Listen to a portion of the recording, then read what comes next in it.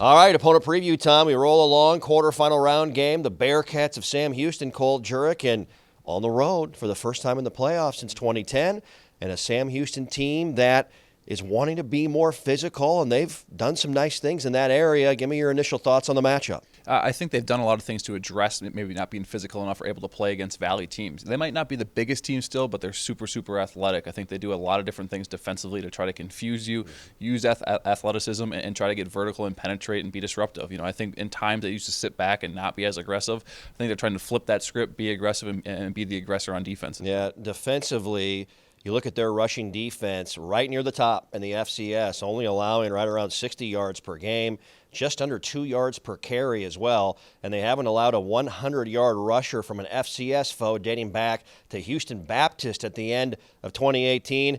Jahari Kay is a defensive end finalist for the Buck Buchanan Award. You mentioned physicality. They're going to have to stop the run if they want a chance to beat NDSU in this game. I think NDSU looks at it as why change the game plan. It worked last week. Let's keep running the football. Let's establish the run early and try to protect a young quarterback in Cam Miller. So I think that's definitely the game plan for us. Is they're not big in their front seven. Let's get our big linemen on top of them and get that rushing attack going. Yep. Jalen Bussey, good to have him back in the win over Eastern Washington. He talks here about being aggressive, getting off to a great start, and attacking that defensive front. They've got a good defensive end and D tackle. Their linebackers are pretty solid. They like to flow to the ball pretty quickly. We've got our work cut out for us this week, but we know if we do what we could do and we do everything right at 100 miles per hour, we'll run the ball just like we did last week, and we'll be efficient.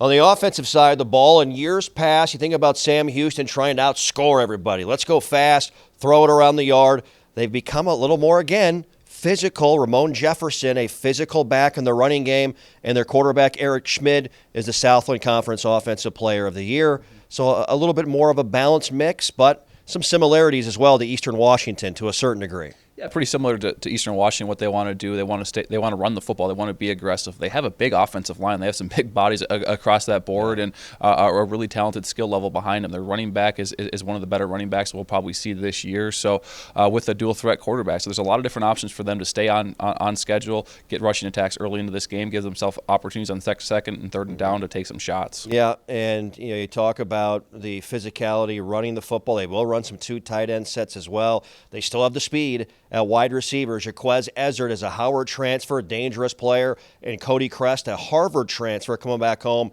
around the Houston area. He's caught a lot of balls. Their leading pass catcher here this season as well. Here's defensive end Logan McCormick talking about Code Green and the similarities with the matchup from Eastern Washington a week ago. I think it'll be a little bit similar. They run similar offensive schematics as far as run-pass option and getting outside the pocket.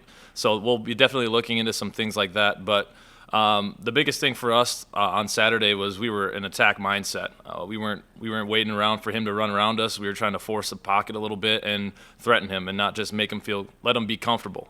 And we practiced that all week, and I think we executed fairly well. Something we'll have to give in this matchup. Casey Keeler, the head coach at Sam Houston, in his entire career has never lost a home playoff game, and the Bearcats have won 14 straight games at home in the playoffs, dating back to 2001 at Bauer Stadium. So let's be some streak breakers this weekend, right? Give me your final thoughts, keys for NDSU on Sunday. Yeah, it'd be fun to snap those streaks, but I think it's just being who we are, do what we do. It's run the football and be aggressive on defense. I think we got back to some more base things, tendencies on defense. We were able to play fast, play aggressive, and that showed up in that second half. And offensively, run the football, establish the run, protect your quarterback as a true freshman. That's what I want to see all day on Saturday. Yeah, absolutely. By now you know. If you don't, ESPN's main platform. That's right, the game on Sunday on ESPN, a 2 p.m. Central Time kick. Of course, we'll have it for you on the radio side on the Peterson Farm Seed Bison Radio Network with a 1:30 p.m. Central pregame down in Huntsville, Texas.